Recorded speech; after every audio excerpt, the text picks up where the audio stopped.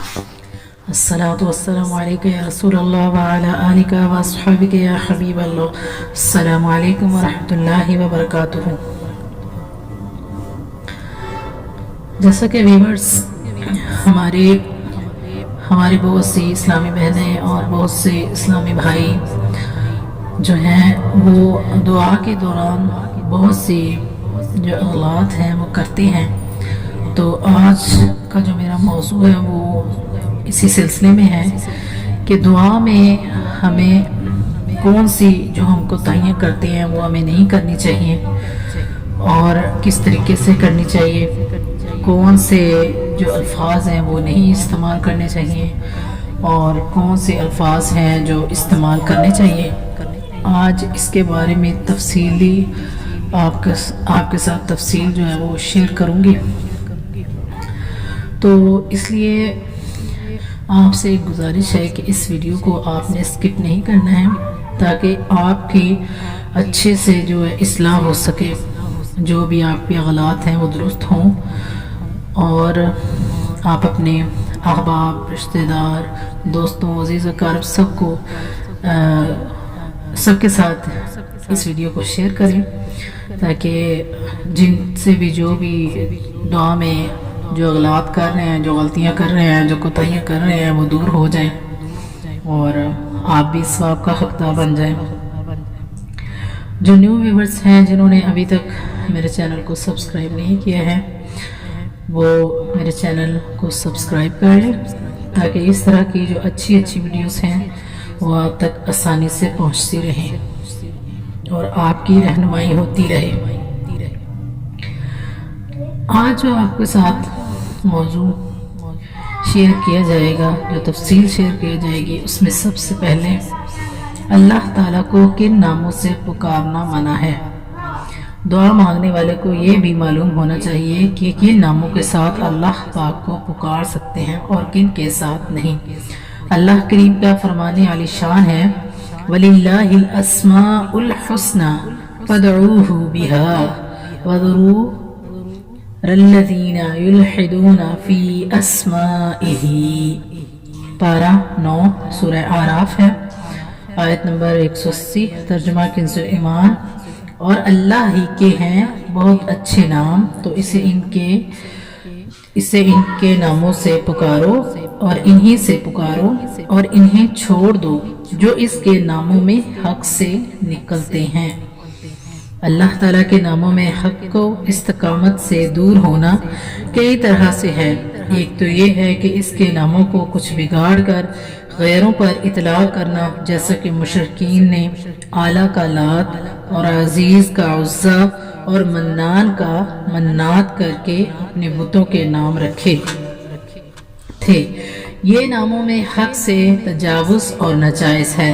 دوسرا یہ کہ اللہ تعالیٰ کے لیے ایسا نام مقرر کیا جائے جو قرآن و حدیث میں نہ آیا ہو، یہ بھی جائز نہیں. جیسے کہ اللہ تعالیٰ کو سخی کہنا، کیونکہ اللہ تعالیٰ کے اسماء توقیفیہ یعنی شریعت کی طرف سے مقرر کردہ ہیں. تیسرا یہ کہ حسن ادب کی رعایت نہ کریں. چوتھا یہ کہ اللہ تعالیٰ کے لیے کوئی ایسا نام مقرر کیا جائے جس کے معنی فاسد ہوں، یہ بھی بہت سخت ناجائز ہے. جیسے کہ لفظ رام یعنی ہر چیز میں رما ہوا، ہر شے میں حلول کیا ہوا، اور پرماتما ہندوؤں کے 3 دیوتاؤں برہما، وشنو اور شیو کا مشترکہ نام وغیرہ. پانچوں یہ کہ ایسے اسما کا اطلاق کرنا جن کے معنی معلوم نہیں ہیں اور یہ نہیں جانا جا سکتا کہ وہ جلال الہی کے لائق ہیں یا نہیں. مشہور مفسر حکیم الامت حضرت مفتی احمد جار خان علیہ رحمت الحنان فرماتے ہیں کہ اللہ تعالیٰ کے نام توقیفی ہیں کہ شریعت نے جو بتائے انہی ناموں سے پکارا جائے، اپنی طرف سے نام ایجاد نہ کیے جائیں. اگرچہ ترجمہ ان کا صحیح ہو، لہذا رب کو عالم کہہ سکتے ہیں، عاقل نہیں کہہ سکتے. اسے جواد کہیں گے نہ کہ سخی، حکیم کہیں گے نہ کہ طبیب. خدا رب کا نام نہیں بلکہ ایک صفت یعنی مالک کا ترجمہ ہے، جیسے پروردگار، پالنہار، بخشنے والا وغیرہ. جن الفاظ کے ساتھ اللہ پاک کو نہیں پکار سکتے ان میں سے چند ملاحظہ کیجئے۔ اے حاضر اے ناظر نہ کہیں، اللہ پاک کو حاضر اور ناظر کہنے کی ممانعت ہے۔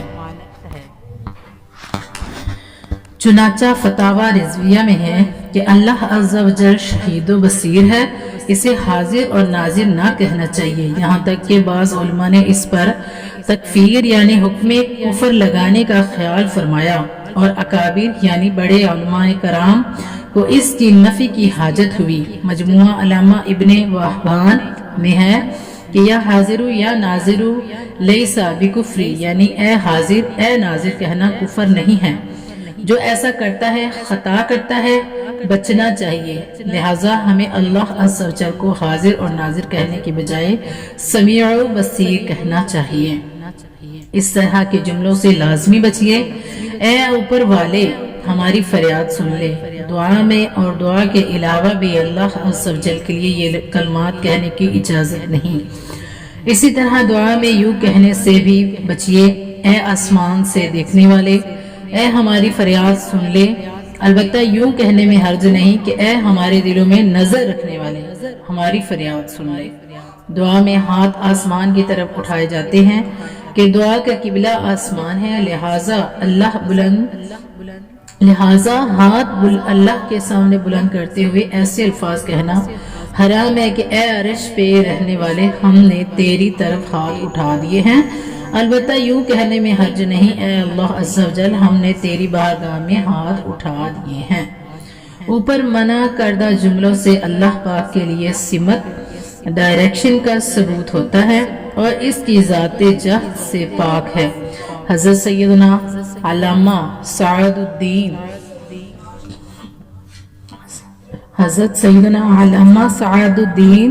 تختازانی قدس سرہ فرماتے ہیں اللہ عز و جل مکان میں ہونے سے پاک ہے، اور جب وہ مکان میں ہونے سے پاک ہے تو جہت یعنی سمت سے بھی پاک ہے، اسی طرح اوپر اور نیچے ہونے سے بھی پاک ہے۔ حضرت علامہ ابن نجیم مصری علیہ رحمت اللہ القویش نقل فرماتے ہیں کہ جو اللہ عز و جل کو اوپر یا نیچے قرار دے تو اس پر حکم کفر لگا دیا جائے گا۔ لیکن اگر کوئی شخص یہ جملہ بلندی اور برتری کے معنی میں استعمال کرے تو قائل پر حکم کفر نہ کریں گے، مگر اس قول کو برا ہی کہیں گے اور قائل کو اس سے روکیں گے۔ صدر الشریعہ بدر الطریقہ حضرت علامہ مولانا مفتی محمد امجد علی اعظمی علیہ رحمت اللہ القویش فرماتے ہیں کہ اللہ عز و جل کے لیے مکان ثابت کرنا کفر ہے کہ وہ مکان سے پاک ہے۔ یہ کہنا کہ اوپر خدا ہے نیچے تم، یہ کلمہ بھی کفر ہے۔ تجھے تیرے سرکار کا واسطہ نہ کہیں۔ دعا میں الفاظ کا تکرار مکمل احتیاط کے ساتھ کیجیے، کیونکہ معمولی سی غلطی بھی بہت خطرناک ہو سکتی ہے۔ مثلاً اے اللہ پاک، تجھے تیرے محبوب کا واسطہ، تجھے تیری حبیب کا واسطہ، تجھے تیرے نبی کا واسطہ، تجھے ہمارے سرکار کا واسطہ، تجھے ہمارے آقا کا واسطہ، ہماری بخشش کر دے۔ اب اگر یہاں بے خیالی ہوئی تو زبان کی تیزی کے باعث تیرے کی تکرار میں یہ الفاظ بھی نکل سکتے ہیں۔ اے اللہ پاک، تجھے تیرے سرکار کا واسطہ، تجھے تیرے آقا کا واسطہ، یوں ہی یہ الفاظ بھی بے توجیہی کے سبب زبان پر آ سکتے ہیں۔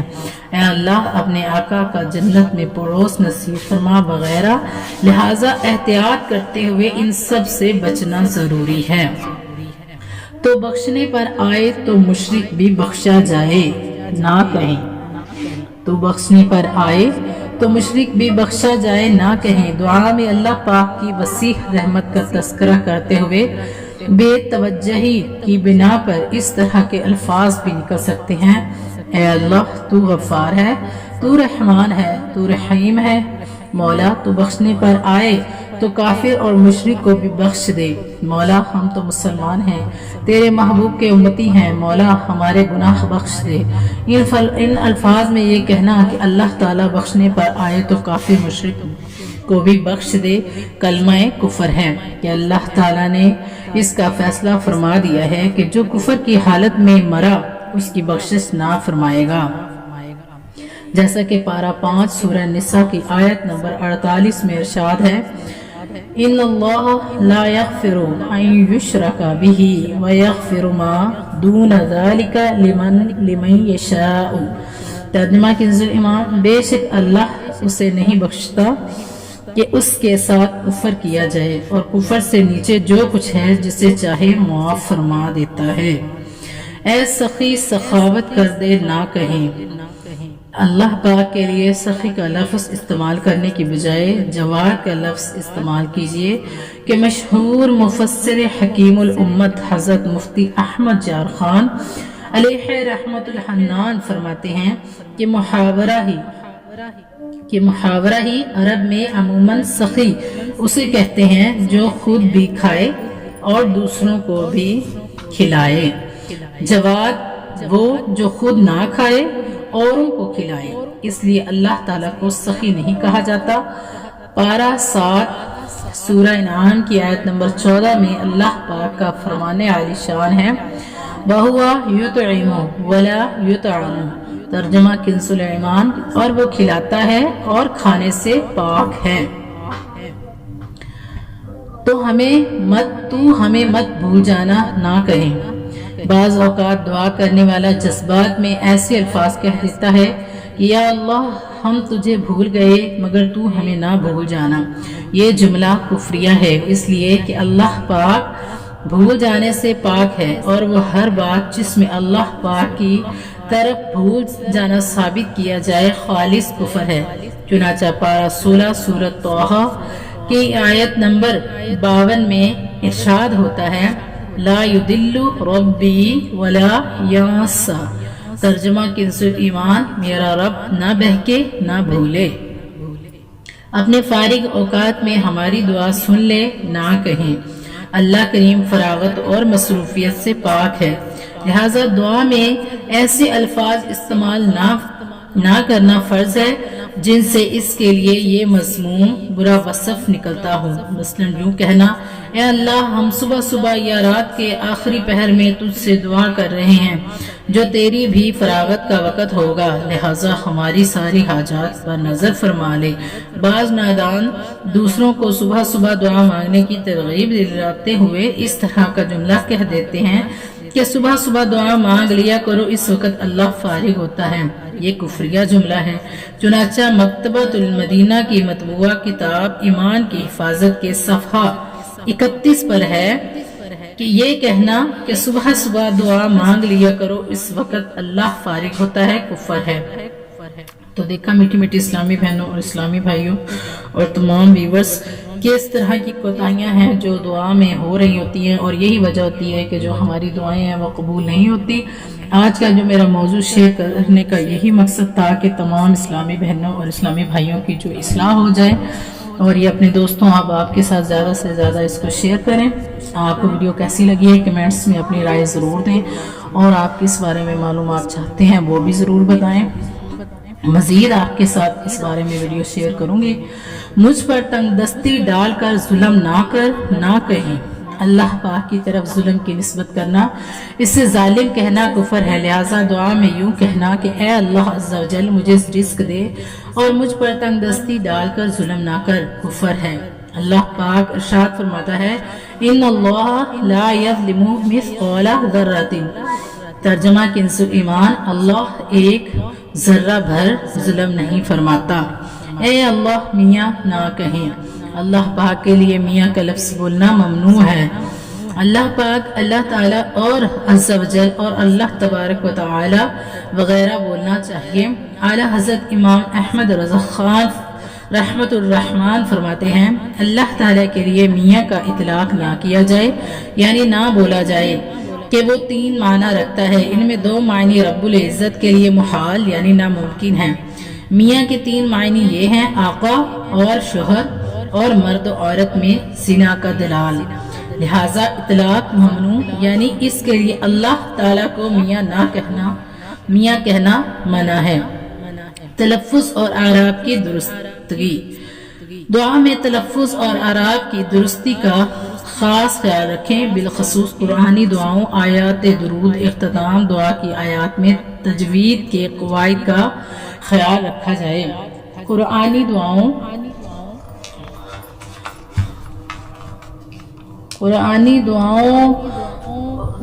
کسی قاری یا عالم صاحب کو سنا کر چیک کروا لیجئے کہ آپ کے جو مخارج ہیں ان کی درستگی ہے یا نہیں، ان کی ادائیگی درست کروا لیجئے۔ دعا میں خلاف شرعی اشعار سے اجتناب کیجئے۔ اگر دعا میں اشعار پڑھنا چاہیں تو مستند علماء کرام کے ہی اشعار پڑھیے، اس لیے کہ غیر محتاط اور جاہل شعراء کے بعض اشعار خلاف شرع بلکہ کفریات پر بھی مبنی ہوتے ہیں۔ سوچ سمجھ کر مانگیے۔ حضرت سیدنا موسیٰ علی نبینا وعلیہ الصلاۃ والسلام ایک دن ایک ایسی لاش کے پاس سے گزرے جس کے پیٹ کو درندوں نے پھاڑ کر اس کا گوشت نوچ لیا تھا۔ حضرت سیدنا موسیٰ علیہ السلام نے اسے پہچان کر اللہ کریم کی بارگاہ میں عرض کی، اے میرے رب عز و جل، یہ تو تیرا اطاعت گزار تھا، تو یہ میں کیا دیکھ رہا ہوں؟ اللہ تعالیٰ نے حضرت موسیٰ علیہ السلام کی طرف وحی بھیجی، اے موسیٰ علیہ السلام، اس شخص نے مجھ سے ایسے مرتبے کی دعا کی تھی جس تک یہ اپنے اعمال کے ذریعے تو نہیں پہنچ سکا، میں نے اسے اس تکلیف میں مبتلا کر دیا تاکہ اس درجے تک پہنچ جائے۔ دعا میں غیر محتاط جملوں کی 18 مثالیں۔ میرے پیارے میٹھے میٹھے اسلامی بھائیوں اور بہنوں، دعا میں غیر محتاط جملوں کی 18 مثالیں آپ کے ساتھ نیکسٹ ویڈیو میں آپ کے ساتھ جو ان کی تفصیل ہے وہ شیئر کروں گی۔ ویڈیو آپ کو کیسی لگی ضرور کمنٹس میں اپنی رائے دیجیے گا، آپ کے کمنٹس سے ہماری کافی حوصلہ افزائی ہوتی ہے، اور میرے چینل کو سبسکرائب کرنا نہ بھولیں، ویڈیو کو لائک کرنا بھی نہ بھولیں، اپنی دعاؤں میں بہت زیادہ یاد رکھیے گا۔ آخر میں میری اللہ تبارک و تعالیٰ سے دعا ہے، جو میں نے پڑھا ہے اور جو آپ نے سنا ہے، اللہ تبارک و تعالیٰ اپنی بارگاہ رسالت میں قبول و منظور فرمائے، اور جو بھی غلطی ہوئی ہے اس کو معاف فرمائے۔ سبحانک اللہم و بحمدک لا الہ الا انت استغفرک و اتوب الیک۔ السلام علیکم ورحمۃ اللہ وبرکاتہ۔